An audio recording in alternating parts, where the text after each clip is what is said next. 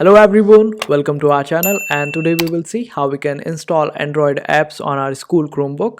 So for that you need to make sure that your Chrome operating system or Chrome OS is up to date, and in order to check that you need to hit up your settings, and in your settings go on about Chrome OS, and there you will be able to check your Chrome and update it to the latest version. Then you will be able to enable Google Apps or App Store on your Chromebook, and for that you need to go on apps, and in apps you will be able to find Play Store support. Just go there and add your Play Store, and then just open up Play Store in your Chromebook and log in using your Google ID.